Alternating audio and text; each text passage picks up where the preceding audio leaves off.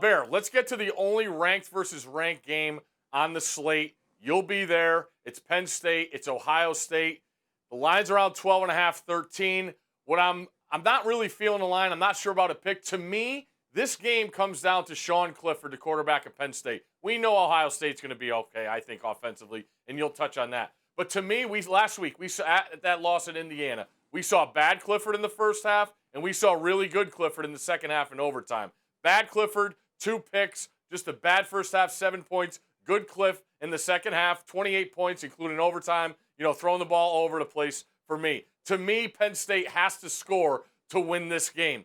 There you see, again, the improvement in the second half. But to me, Clifford is the guy that's got to lead them and play well. We know about the issues at running back. What do you think about this game? Well, what we saw, as you said, at one point last week, I believe Sean Clifford was around 5.5 yards an attempt, and that's just not going to cut it. But I think there's a little bit of an overreaction here because of Penn State losing that game and the way they did. You still have to remember the Nittany Lions defense played really well in the game outside of that final drive. And if I'm Ohio State, I would be a little, not concerned, but I'd still have my doubts, my questions about their running game.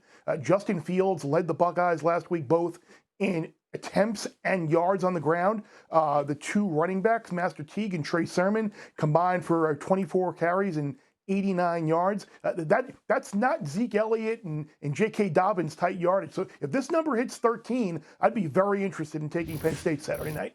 Okay, that's a good addition by you looking at that graphic, too. That's good research. You're good at that. Last week we talked about some lines that smell, lines that stink. And to me, I feel like people don't understand or grasp the idea of you when you say a line stinks. Explain to us why we say a line stinks, and then we'll get to some that do reek. Well, I think it's a couple of different ways that I think lines stink. The first one is when there is a line that appears to be shaded off of a key number, with the favorite being the beneficiary of that. Say an example being a favorite being favored by 6.5 in a situation where maybe you think they should be favored by a lot more, where the book is giving you that free key number if you bet the favorite, like the majority of the public does. Or you see a team that might be ranked, that might be an underdog against an unranked team. So, I mean, I think there are things like that you need to look forward to that often they look too good to be true, and quite often they are.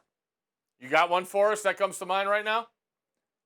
Well, the first one is North Carolina against Virginia. This is a Virginia team that's 1-4. It struggled without its starting quarterback Armstrong.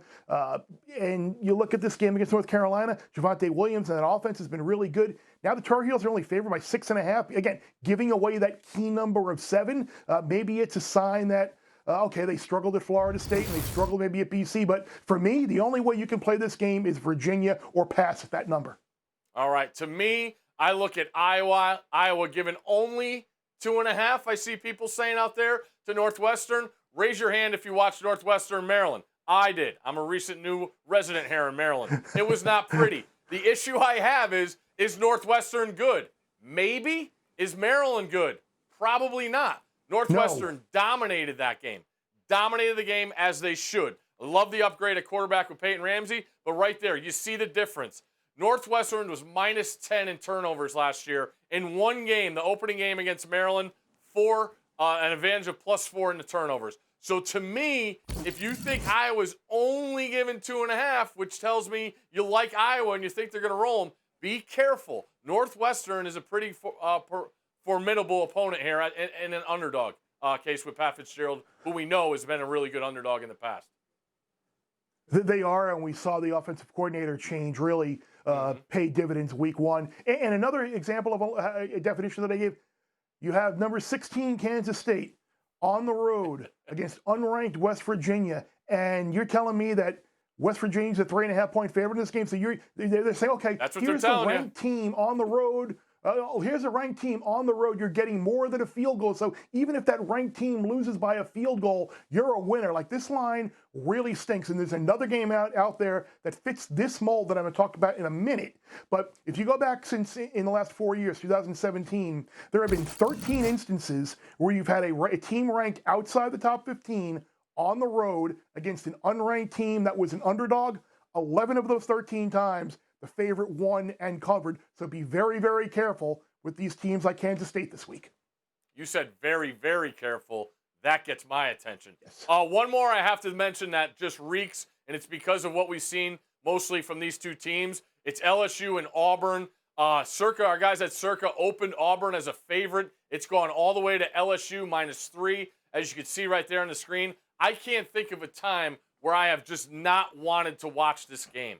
With the talent play, we know what LSU lost. Auburn always turning out pros, but these two teams have not played well to start the season. And if you want to try and tell me LSU fixed everything with a win over South Carolina, I'm not buying it. Auburn, we know how close you are to 2 losses with 2 straight very, very fortunate calls. So I'm gonna stay away from that one because that game or that line doesn't make any sense to me. Also, we should probably get a couple picks for the people here. You got one? Absolutely. All right. I do, and it kind of fits the mold of the West Virginia-Kansas State game, and it's Coastal Carolina, who we love, and we've been talking about him for years, but the spot this week is terrible, probably a backup quarterback again. You're only a 2.5-point favorite on the road at an unranked team. Here you are. You played well last week. You got that win, but I think this is a dangerous spot, and I think Georgia State plus that 2.5, and you see some threes out there at home, it's probably the right side here. All right, I'm going to go Georgia. I'm going to lay the 15. I love the situation. They're off a bye, off a loss where they lost in primetime to Alabama. Kentucky has some could be starting Gatewood for the first time at quarterback. I like the matchup. That Georgia defense will travel to Lexington. Give me Georgia and lay the points. Thank you for watching ESPN on YouTube. For live streaming sports and premium content, subscribe to ESPN+.